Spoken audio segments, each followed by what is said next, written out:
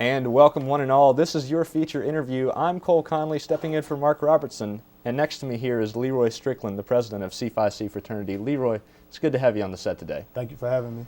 Now, the first thing that, the reason I called you in today was that I wanted to talk to you a little bit about a fiasco that happened in Carragher Residence Hall.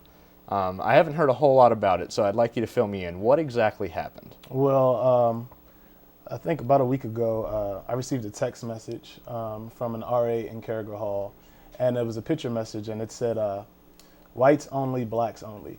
And it was in between the urinals in Carragher Hall, which is all boys dorm. And that was, just struck a nerve in me. So. I can understand that it might. So who was the first person who saw this? Well, Spencer King was the first to see it. He was the RA on duty at the time. And like I said, he sent out a mass text message to myself and a couple of other RAs on campus just to get the word out. Okay. Did you go down and see it for yourself? Not at first, no. I then sent a text message to Todd Clark, Cal Cutshaw, Kelly Landreth, who's my head RA, and just basically to get the word to administration to let them know that we're dealing with this issue. And then everybody got together and checked it all out themselves? Yes, sir. The Dean of Students, Dean Pam, Todd Clark, Cal Cutshaw, they went right over to Carragher knocking on doors just to find out, if anybody knew anything or saw anything at that time. How did you react when you first got the text message? I was enraged, because this isn't the first time we dealt with an issue like this. So, I'm just tired of dealing with stuff like this here. I can understand. Now, what was the response from other people that that received the text message from Spencer? They were enraged as well, shocked, appalled, that something like this was still going on. How about white residents? Did you speak to any of them? Oh, they were extremely, supportive in our efforts to try to find a solution to this, which was surprising to a lot of people, but not to me. It just went to show a lot of people, including for myself, that Emory is just a tight-knit family. They were really supportive. That goes to my next question was going to be, do you think this campus by and large has a race issue? Yes, most definitely. Definitely does. How would you say so? Well, it's culture. This university, even though, the African Americans and Hispanics are the minority, we all come from different cultures and different areas. What may be acceptable to say in someone else's neighborhood or region or area may not be acceptable in mine. So someone could say something that they don't intend on being racial, and myself being from an inner city and not experiencing anything like that, I may take it immediately as someone being racist or discriminatory against me. Do experiences like these make you regret your decision to come to Emory and Henry? Oh, never. It's like I said, it's culture. It's just something that I wish that we would address more, like as far as like orientation and everything like that, just to get out in the open to say, hey, we don't deal with this, even though you may experience some things like this. I just don't want, future students to see this as this is how Emory and Henry is. This is what they represent. So. Okay. Now, how about you were talking about how Todd Clark and a bunch of residents that you spoke to, regardless of race, regardless of gender, all decided to rally around and agree that, that this is not something that should happen. Do you think that outweighs the race issue that you've seen, or how would you react to that? I think it outweighs it, because if no one shows support but those who were offended by it, then it would be a serious problem with me. How would you react to those who say, First Amendment says that we have free speech. We can say whatever we want, we can write whatever we want. How would you react to that argument? I would say that as a private institution, we're not governed by the same laws and regulations as a public institution. I mean, if you believe in something like that, then that's your choice. I can't change an individual's mind, but I can only show this individual that, hey, this is offensive, so let's try to tone it down a little bit. But I would say that we're not governed by the same laws and regulations that a public institution is. We're private, so.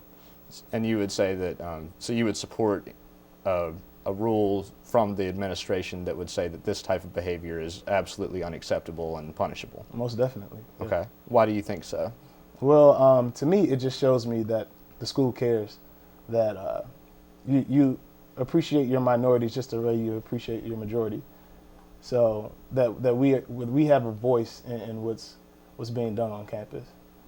How would you react then to another thing that I've heard was some people say that this could have been just a joke that was blown out of proportion? I would say that that's not a funny joke. Look in your history books. It has been a funny joke for many, many years now. I would agree with that. What do you think should be done to change these problems? Programming, communication.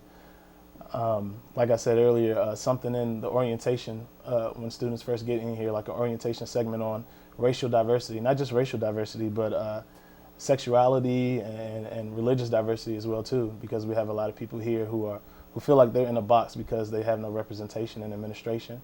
So just programming, orientation thing, sit down, speak outs, anything. Do you think they will actually have an impact, any type of speak out or orientation program? I believe so, yes. Knowing is everything. So if you try to educate these people in something that they have no idea about, then I'm pretty sure that it will have an impact on their life in some type of way. How about past orientation, and once students are actually on campus, what type of education would you support? Like programming, just speak outs. I know on the 18th of April, Dr. Roper, myself, Dante Williams, the Multicultural Affairs Office and Student Senate, they're having a barbecue in Carragher's Lawn just to promote racial diversity and to just, in a totally informal setting, just, hey, let's talk about this. Let me see how you feel. How can this relate to you? How do you feel about that? So that's something that could benefit the students as well. So it'll be an open discussion where everybody can share their... Oh, most definitely. Yes, sir.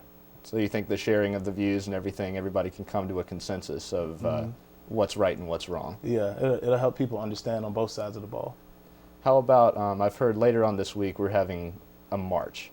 Can you tell me a little bit about that? Well, the incident in Carragher sparked the interest of Dr. Roper, Kayla Duncan, myself, Dante Williams, and a lot of other faculty and staff to do something like an action out in the open to promote this issue of racial inequality and everything that we've been experiencing on campus.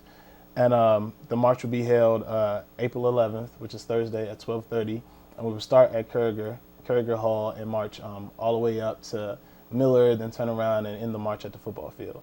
And then end with a brief discussion about, what this symbolizes and everything like that. And what would you say to students who maybe don't have class during that that time but feel that they're too busy, this is my only time to get lunch? How would you convince them to come and join? I would say eating is a way to survive, but come, show your support. The biggest problem with a lot of students here is that they complain about a lot, but they're not willing to do the legwork to make changes. So just come, show your support, show everyone, even the administration, that, hey, this is an issue, this is a problem. Yes, I'm hungry, but I'm sacrificing my lunch in the cafeteria to do this march with my fellow brothers and sisters to say, hey, we will not stand for this. We're band together. I love you, you love me, I support you, you support me. Let's do this.